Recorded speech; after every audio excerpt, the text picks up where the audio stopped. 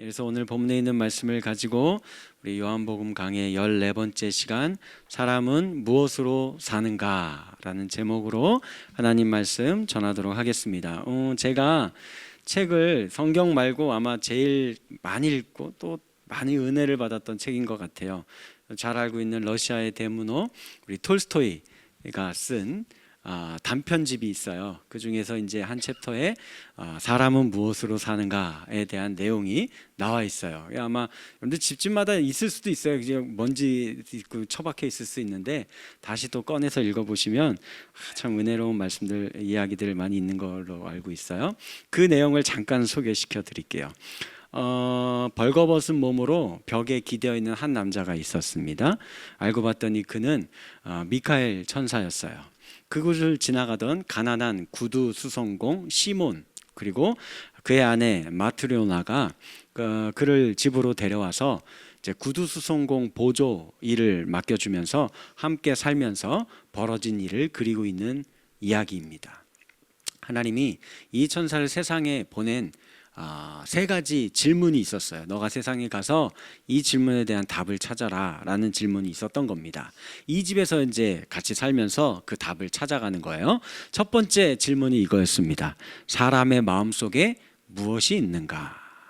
추위에 떨고 있던 이 미카엘을 자기 형편도 이렇게 어려운데 데리고 와서 같이 살게 해준 이 구두수성공 시몬, 그의 아내, 이 따뜻한 인간의 마음이 사람들 속에 있구나라는 것을 첫 번째 깨달았어요. 두 번째, 사람에게 주어지지 않는 것이 있다면 그게 무엇이겠느냐라는 질문이에요. 이 질문에 대한 대답은 어느 날 이 구두방에 탐욕이 있는 부자가 와서 막 이렇게 막 주문하면서 거만하고 무례하게 구두 만들으라고 막 합니다. 근데 미카엘이 보니까 요 부자 내일 모레 죽어요. 그러니까 그걸 알면서도 이렇게 막 어리석게 행하는 걸 보면서 사람은 불멸, 즉 영생이 주어지지 않았구나라는 것을 알았다라고 합니다. 그리고 마지막 세 번째 질문이 이거예요. 사람은 무엇으로 사는가? 엄마를 잃은 아이 둘이 있습니다. 친구가 아이를 낳다가 이 친구 엄마가 죽은 거예요. 심지어는 한 아이는 이렇게 태어나면서 아이의 엄마의 시신에 깔려가지고 다리 한쪽이 평생을 못 쓰고 이렇게 하는 그런 아이인데 이 데려다가 키우는 겁니다. 그런데 이제 이 엄마도 사실은 자기의 친자녀는 죽었어요. 그래서 자기가 데려다가 친자녀처럼 돌보면서 사는 이 방앗갓집 부인의 모습을 보면서 사람은 사랑으로 살아가는 존재구나. 사람이 뭘로 살아간다고요? 사랑으로 살아가는구나 라는 내용이 이제 여기에 나오는 내용이에요. 그래서 이제 이런 질문인 거죠. One man live by. 그럼 대답이 뭐예요? Man live by love. 사랑으로 산다. 이렇게 이야기하는 거예요. 자, 그럼 우리도 한번 생각해 봅시다. 사람들이 무엇으로 사는 존재입니까? 일단은 생각할 수 있는 게 이거 없으면 살 수 없어요. 뭐 먹어야 돼요? 뭘 먹어야 되죠? 밥 안 먹으면 살 수 없어요. 뭐 하루 이틀은 굶어도 계속 굶으면 우리 죽습니다. 살 수 없어요. 그래서 인간의 3대 욕구 중에 하나가 식욕이 있는 겁니다. 맛있는 음식을 먹으면 기분 나빴다가도 막 기분 좋아지고 그런 분들 있죠. 저도 그래요. 그렇게 사는 거예요. 근데 또 1년 내내 정신없이 일에 치이고 막 직장 생활하면서 하루하루 정말 피곤하게 살다가도 하루 딱 연차 내고서는 내가 고향에 좀 내려갔다 와야겠다. 엄마 집에 가면 어떻게 합니까? 우리 어머니가 냉장고 다 뒤져서 있는 거 없는 거 다 꺼내서 구수한 된장찌개 끓여주시고 여러 가지 나물 이렇게 버무려 주셔갖고 밥상 한 그릇 탁 차려주면 한 그릇 뚝딱 먹고 나면 어떻게 돼요? 힘이 다시 솟아나서 또 삭막한 도시로 다시 가서 열심히 살게 되는 걸 볼 수 있습니다. 자, 그런데 또 한편 생각해 보면 밥 안 먹어도 배가 고프지 않을 때가 있을까요, 없을까요? 있어요. 원래 배고파야 되는데 배 안 고픈 그런 상황이 있을 때가 있습니다. 예를 들면 이런 거예요. 아기를 출산하느라 모든 진액이 다 빠진 엄마인데 그렇게 해서 막 진짜 피골이 상접해 있는데 갓 태어난 이 피덩이 아기를 엄마에게 이제 데려다 딱 안겨주는 겁니다. 그러면 이 아기가 어떻게 해요? 아니 그동안도 빨아먹은 것도 부족해가지고 남은 것도 더 빨아먹겠다고 엄마 젖을 물고 있는 이 모습을 보면 이 엄마가 뭐 신경질 나요? 아니죠. 세상 다 얻은 것 같은 행복한 표정을 지으면서 그렇게 배부르고 좋을 수가 없는 겁니다. 또 이런 경우도 있죠. 툭 하면 우리 아빠들 야근하면서 그 야근할 때 뭐 저녁 제대로 못 먹어요. 그냥 편의점 가서 컵라면에 삼각김밥으로 끼니를 때우면서 뼈 빠지게 고생하면서 일하죠. 왜 이렇게 일하는 겁니까? 우리 자녀들 그쵸? 학원비 대서 공부 열심히 하겠다는 이거 학원비 벌려고 열심히 공부시켜 주려고 그렇게 했더니 자녀들이 열심히 공부해서 자기가 원하는 대학에 합격했다고 막 세상 다 얻은 것 마냥 기뻐하는 모습을 보면 그 아빠가 이제 그 모습 보면 어때요? 너무 행복하죠? 밥 안 먹어도 배부를 수가 있는 겁니다. 자, 그래서 이런 경우들을 보면 사람은 그냥 그저 밥만 먹여준다고 그냥 뭐 만족하고 배부르면서 그렇게 사는 존재는 아닌 것만 같습니다. 본문에 예수님의 모습이 딱 그런 모습이에요. 앞 시간에 살펴본 것처럼 예수님은 3주 전의 내용인데 다 잊어버렸죠? 다시 한번 잘 생각해 보시면 예수님이 어디에 갔었어요? 사마리아의 수가성에 갔어요. 그래서 그 우물가에서 한 여인과 만나서 대화를 주고받고 있었습니다. 한번 잘 생각해 봐요. 그때 성경 말씀 집에 가서도 다시 읽어본 분들은 알 수 있는데 그때 그 여인과 대화할 때 제자들이 거기 있었어요? 없었어요? 에? 잘 모르겠어요? 없었어요. 맞아요. 없었습니다. 그럼 제자들 뭐 했을까요? 긴 여행길이었으니까 음식 싸온 거 다 떨어지고 그래서 배고픈 거예요. 먹을 거를 못 먹고 벌써 끼니를 몇 개 굶고 아마 이런 상황이 아닐까 생각이 됩니다. 그래서 제자들은 동네에 먹을 것을 구하러 간 거예요. 그 제자들이 마침 돌아왔어요. 이제 이 여인과의 대화가 끝날 즈음 돼서 딱 먹을 것을 구해서 가지고 와서 예수님께 드리며 말한 겁니다. 31절에 랍비여 잡수소서 하고 드려요. 그런데 이 예수님께서 그 제자들을 향해서 뜬금없이 이렇게 대답하시는 거예요. 32절 같이 읽어볼까요? 시작. 이르시되 내게는 너희가 알지 못하는 먹을 양식이 있느니라. 아, 예수님 치사하게 이거 먹을 거 이렇게 혼자 이렇게 싹 꿍쳐놓고서 그러고 계셨던 건가? 아니면은 제자들이 구해온 것보다 더 맛있는 음식을 갖고 계셨던 걸까요? 왜 도대체 이렇게 얘기하는 걸까? 예수님이 말씀하신 너희가 알지 못하는 먹을 양식이 나한테는 있다. 이 이야기가 무엇을 이야기하려고 하는 걸까요? 오늘 본문의 말씀을 가지고 우리가 함께 두 가지 정도로 같이 한번 살펴보는 시간 갖도록 하겠습니다. 먼저 첫 번째 우리 다 같이 한번 읽어볼까요? 첫째 시작.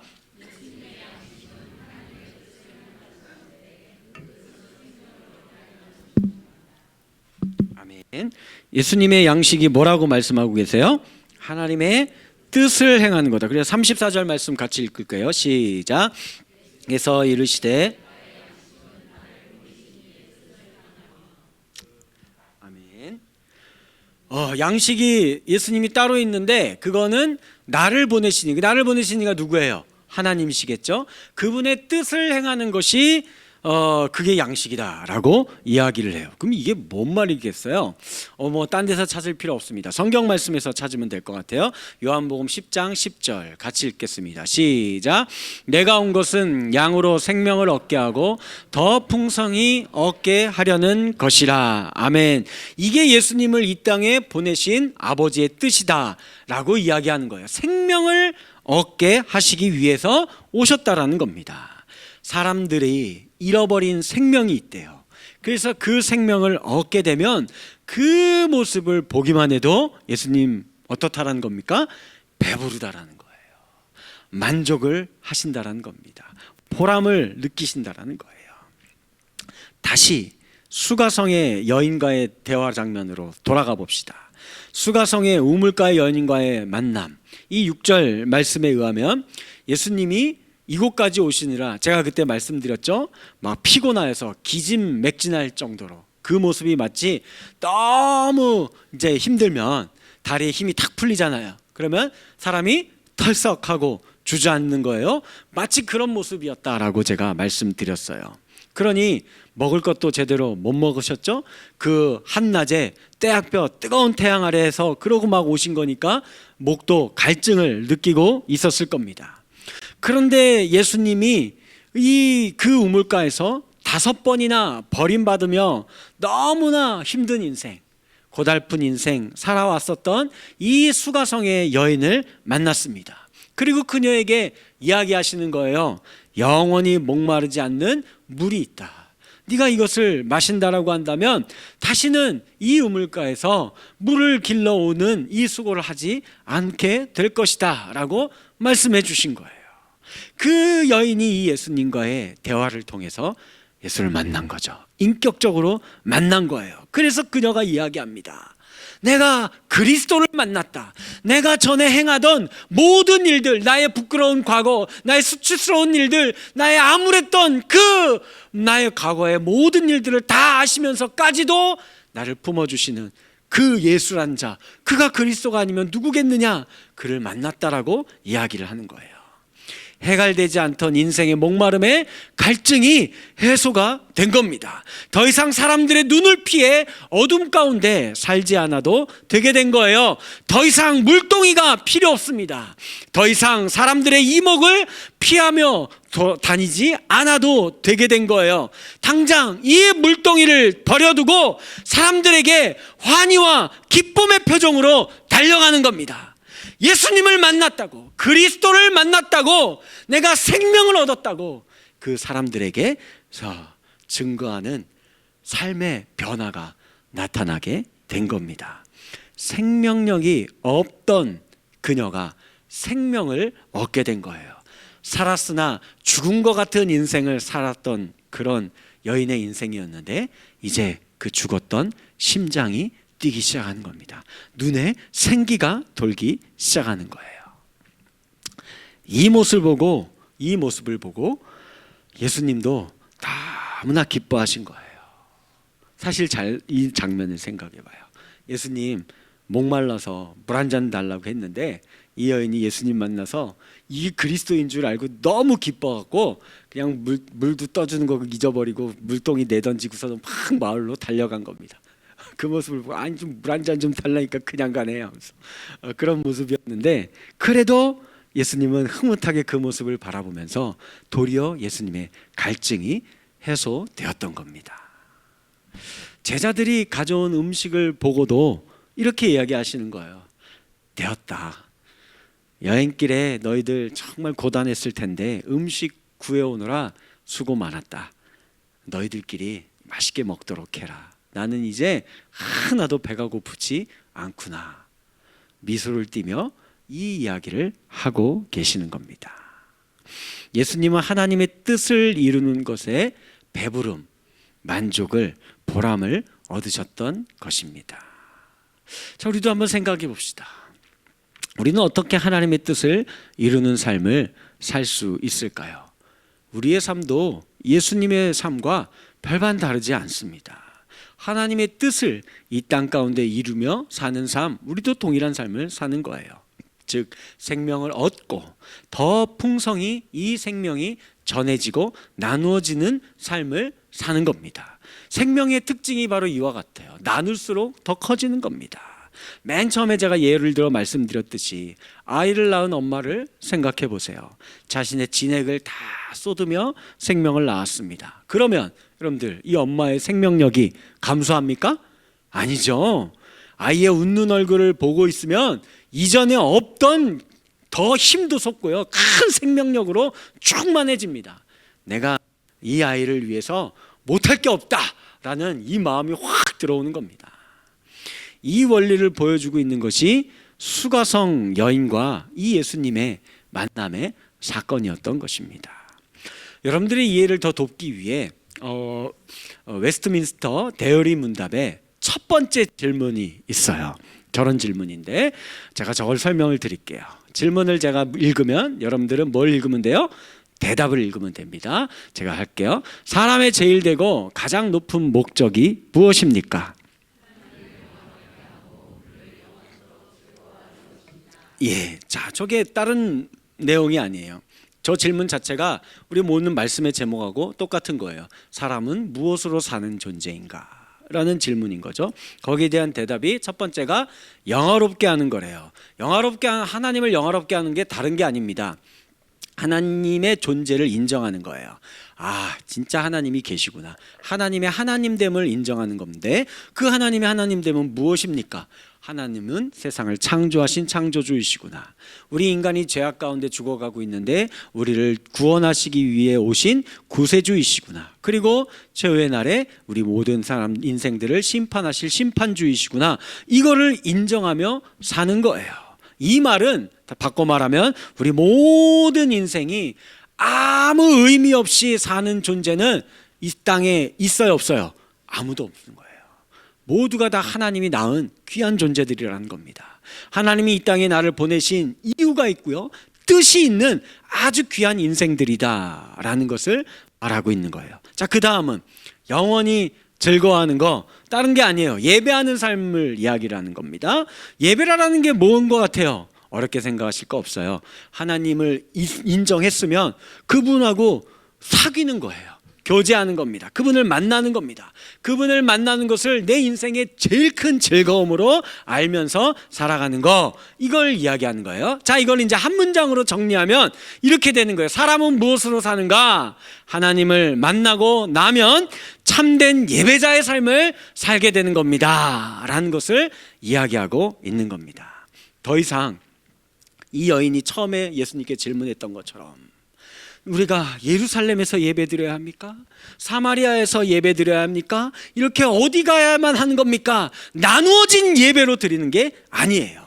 더 이상 사람들끼리 버리고 버림받고 하면서 서로 그렇게 아픈 삶을 살아가는 인생이 아니라는 것을 알게 된 겁니다. 더 이상 영혼의 목마름과 갈증을 해소하기 위해서 나의 무너진 자존감의 이 양동이, 이거 들고서 저기 가서 한번 퍼올까, 저기 가서 한번 해갈해 볼까 하면서, 그래서 내가 이 양동이에 물을 좀 더 담아서 저 사람보다 내가 더 높은 자존감을 회복하기를 바라는 그런 헛된 인생의 시도들을 안 해도 되는 겁니다. 예수를 만난 이 사마리아 여인처럼 이제는 이 물동이를 던져버리고 자신을 차별하며 수치와 부끄러움을 주었던 그 동네와 그 사람들에게 도리어 뛰어가 그 사람들에게 내가 생명을 얻었다, 참 사랑이 무엇인 줄을 알게 되었다, 그러니 너희들도 한번 들어보아라 라고 하면서 생명과 사랑을 전하는 인생으로 바뀌게 되는 것입니다. 하늘 양식 생명을 얻었기 때문에 이렇게 변화된 삶을 살아갈 수 있었던 것입니다. 두 번째, 우리 또 생각해 볼까요? 하늘 양식 뭘 이야기하는 걸까요? 시작.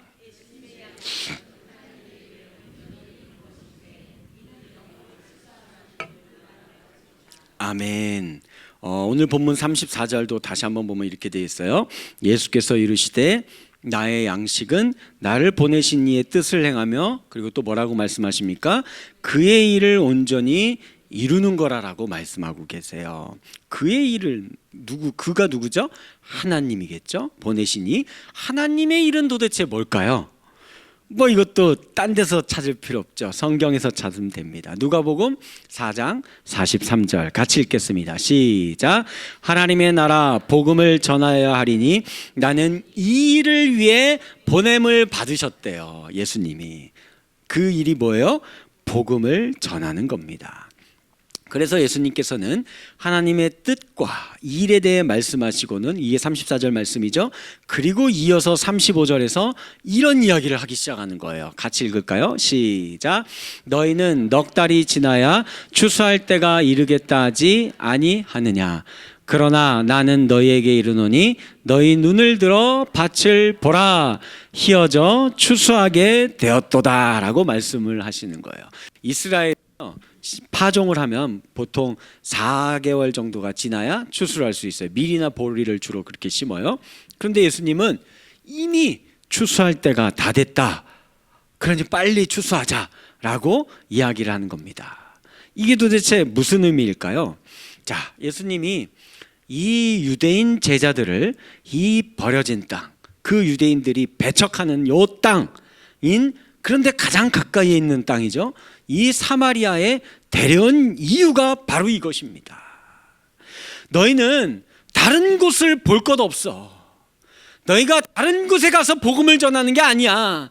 가장 가까운 곳, 그러나 너희가 가장 멀시하고 있는 곳, 가장 배척하고 있는 곳, 바로 이곳 사마리아에 복음이 전파되어야 한다라고 말씀하고 계시는 거예요.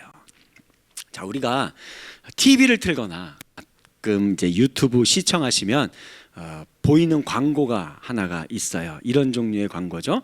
우리 아프리카의 어린 아이들, 많이 말라 있는 이 아이들 보면서 좀 이렇게 도와달라는 그런 광고가 있고, 또 어떤 병자나 장애인분들, 이런 분들 안타까운 사연이 광고로 올라옵니다. 그리고 그들을 도와달라고 해요. 여러분들 많이 도와주셨으면 정말 좋겠습니다. 자, 그런데 우리가 복음을 전하고 사랑을 나눌 대상은요, 그렇게 먼 곳에만 존재하지 않습니다. 나에게 가장 가까운 사마리아가 여러분들의 인생에 한두 곳 혹은 한두 인물쯤 실 거라고 저는 생각이 되어져요. 저도 마찬가지거든요. 그곳이 바로 어떤 곳입니까? 희어져 추수할 곳입니다. 복음을 먼저 전해야 할 곳입니다. 여러분들의 사마리아는 어디입니까? 가장 가까운 가족일 수도 있어요. 아직도 나를 마땅치 않게 여기는 구박하는 시어머니일 수도 있고요. 아니면 교회 나아간 것을 싫어하는 남편일 수도 있고요. 말이 안 통하는 형제일 수도 있습니다. 또 직장에서 자꾸 나에게 불합리한 일을 시키고, 그러면서 공로는 자기가 다 가져가는 못된 상사일 수도 있고요. 교회에도 있죠. 나에게 그 수년 전에 어릴 때 나에게 상처 주는 말을 했던 그 꼴배기 싫은 집사, 여전히 꼴배기 싫어요. 그 사람일 수도 있는 겁니다. 우리의 시선을 조금 더 넓히면 고색동에 있는 분들 있죠. 외국인 근로자분들이 있어요. 그렇죠? 그리고 뭐 조선족 분들이 있을 수도 있고, 그분들 힘들게 타국 땅에 와서 살아가고 있는 분들입니다.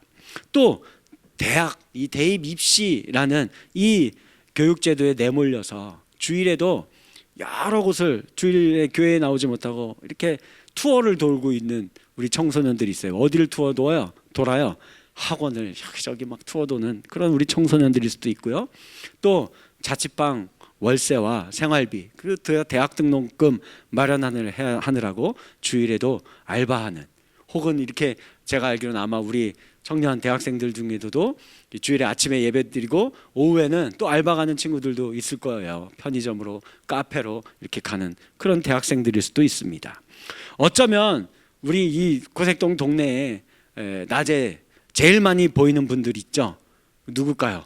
우리 유모차 끌고 다니면서 폐지 줍고 계시는 우리 독거노인분들, 이런 분들일 수도 있는 겁니다. 예수님의 시선은요, 결국 참 먼 곳만을 바라보고 있지 않습니다. 가까이에 있는, 그러나 소외되고 힘들어하는 그 사마리아 수가성의 한 여인을 바라보시고 그녀에게 찾아가신 것입니다. 그리고 예수를 만나고 생명을 얻은 그 여인이 자신을 차별하던 그 마을로 달려가 복음을 전한 거예요. 그리고 그 마을 사람들이 그녀의 이야기를 듣고 어떻게 했어요? 예수께로 달려오는 겁니다. 30절 말씀 읽을까요? 시작. 그들이 동네에서 나와 예수께로 오더라. 예수님과 제자들에게 달려오는 이 사마리아 사람들을 보시며 예수님이 제자들에게 말하는 거예요. 너희의 눈을 들어 보아라. 복음을 전하면, 생명이 전해지면, 사랑이 나누어지면 저렇게 추수할 영혼들이 너희들에게 찾아오게 될 것이다. 너희가 이 맛을 보게 된다면 나처럼 목마르지 않고 배고프지 아니하며 진정한 영혼의 만족과 기쁨을 누리는 삶을 살게 될 것이다. 더 이상 너희의 무너진 자존감을 세우기 위해서 여기에서 구걸하고 저기에서 우물을 파는 그런 헛된 인생 더 이상 살지 않아도 된다. 피곤하고 곤비한 인생이 아니라 사랑으로 생명력으로 충만한 생명의 열매를 맺는 인생을 살 수 있게 될 것이다 라고 말씀하고 계시는 겁니다. 제가 예전에 부교육자 시절에 캄보디아로 선교를 다녀온 적이 있어요. 약 20여 명의 학생들을 청년 대원들을 데리고 캄보디아의 프레이빙이라는 시골 마을이에요. 2015년에서 2017년 동안 제가 3년 동안 매번 찾아갔습니다. 이 캄보디아는요, 인구의 97%가 불교거나 힌두교하고 혼합된 불교입니다. 그래서 출생, 결혼, 사망, 신고 어디에다 해야 되는 줄 아세요? 동네에 있는 불교 사원에 가서 해야 합니다. 동사무소 가는 거 아니에요. 여기가 다 주관합니다. 그러니 얼마나 여기 우상이 찌든 나라이겠어요. 지금은 모르겠지만 당시에는 길도 제대로 안 나 있고 전기, 수도시설도 없어요. 그래서 6시에 일어나서 준비해서 약 2시간가량을 울퉁불퉁한 버스를 타고 에어컨도 없어요. 그리고 비포장도로를 달리면서 저기 캄보디아에 가서 흙바닥에다가 천막천 깔고 35도가 넘는 떼약볕이니까 위에는 검정색 그늘 막 치고 동네 아이들에게 전도를 하는 거예요. 그래서 4시까지 찬양을 하고 율동하고 게임하고 사형리 복음 전하고 그럼 예수 믿겠다는 아이들의 영접기도 해주고 마지막으로는 또 이렇게 세족식을 통해서 그 아이들 막 100명 정도 오고 막 그런 마을이 많거든요. 한 사람 한 사람 다 깨끗이 씻어주면서 예수님의 사랑의 복음을 전했습니다. 그리고 다시 끝나면 2시간 정도 가는 길에는 또 막혀요. 그래갖고 막 어떨 때는 3시간 넘게 버스를 타고 숙소에 돌아와 저녁을 먹고 씻고 나면 밤 10시예요. 그러면 많이 피곤하겠죠? 저렇게 피곤한 모습으로 이제 돌아가는 거예요. 그러면 피곤해서 쓰러져서 바로 잠들 것 같죠? 아닙니다. 안 피곤해요. 여기서부터 사역팀이 비로소 시작되는 거예요. 이 복음의 증거자들은 밤 10시부터 12시까지 예배드리고 찬양하고 눈물로 기도하고 하나님의 도우심을 간구하는 겁니다. 음식도 입에 안 맞고 언어도 다르고 경험해보지 못한 척박한 환경에 몸도 피곤하고 지쳐 보여도 그러나 하나님의 도우심을 간구하고 또 복음을 전했을 때 생명의 꽃이 피는 것을 봤기 때문에 그래서 그렇게 다음날 새벽 6시면은 다시 또 일어나요. 4시간 정도밖에 안 자고 다시 일어나서 복음을 들고 생명을 살리러 또 찾아가는 겁니다. 저 사역을 일주일간 해요. 그리고 저기를 3년간 저 7군데의 시골 마을을 찾아다니며 복음을 전했습니다. 지금 이 시골 마을에 7곳이 어떻게 되어 있을까요? 교회가 세워졌습니다. 처석교회가 생겨서 하나님을 찬양하고 말씀을 들으며 예배하는 가정이 생겼어요. 저곳에 유치원도 생기고 아이들이 교육 못 받아요. 그 아이들이 꿈을, 비전을 찾게 돼서 열심히 공부하는 아이들도 나오게 되었습니다. 저는 우리 교회가 앞으로 제 꿈과 비전이 있어요. 하나님의 꿈과 비전이라고 생각합니다. 매월 선교팀, 전도팀이 파송되는 교회예요. 1년 12달 선교팀, 전도팀이 각 분야별로 계속 준비하는 거예요. 그래서 1월에는 이 팀이, 2월에는 저 팀이 막 파송되는 거예요. 몽골로, 캄보디아로, 필리핀으로, 중국으로, 아프리카로, 북한으로, 그리고 우리 국내도 가야죠. 농어촌으로, 장애인으로 계신 곳으로, 또 군선교, 교정선교, 청년선교, 다문화선교, 실버선교, 이렇게 복음을 들고 찾아가는 우리 교회가 되었으면 좋겠습니다. 이 맛을 한번 보면은요, 끊을 수 없어요. 장벽을 허무는 것은 이 하나님의 사랑으로 가능합니다. 인간의 사랑에는 한계가 있어요. 야곱의 우물에 불과합니다. 언젠가는 마르게 되어 있습니다. 그러나 하나님의 사랑은 영원합니다.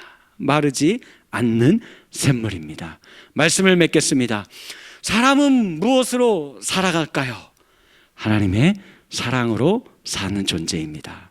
사랑으로 우리를 창조하시고 사랑으로 우리를 구원하셨습니다. 그 생명을 내어주면서 우리에게 영생을 선물로 주셨습니다. 하나님께 받은 사랑을 나누며 생명을 얻는 기쁨을 맛볼 때 세상에서 가장 큰 영혼의 만족을 얻고 배부른 삶을 살 수 있게 될 것입니다. 하나님이 내게 무엇을 명령하셨을까요? 하나님이 나를 이 땅에 보내신 이유가 무엇일까요? 이것들에 대해서 소명, 사명, 일, 직업, 꿈, 비전 여러 가지 것들로 우리가 생각을 해보잖아요. 자, 이런 거 말하기 전에요, 진짜 중요한 건 뭐냐면요, 예수님 보세요. 예수님은 만나는 모든 사람들을 하나님이 자신에게 보내준 귀한 생명들로 아시고 그들에게 당신을 내어주셨어요. 선물로 내어주는 그런 삶을 사셨다라는 거예요. 그게 바로 뭐예요? 하나님의 뜻과 일입니다. 그러니 우리가 예수를 믿는다라는 것도 이 마음으로 살아가는 것을 말하고 있는 겁니다. 그러면 가장 가까이에 있는 사람들을 먼저 소중히 여기며 아끼며 사랑하며 살아가게 될 것입니다. 그리고 혹시 그들에게 생명이 없다라고 한다면 내가 가진 생명을 나누며 살아가고 싶어질 것입니다. 그래서 생명이 생명을 낳고 사랑이 사랑을 낳는 이 아름다운 하나님 나라의 삶의 원리를 누리며 살아가실 수 있는 저와 여러분들이 되어 주시기를 주님의 이름으로 간절히 축원합니다.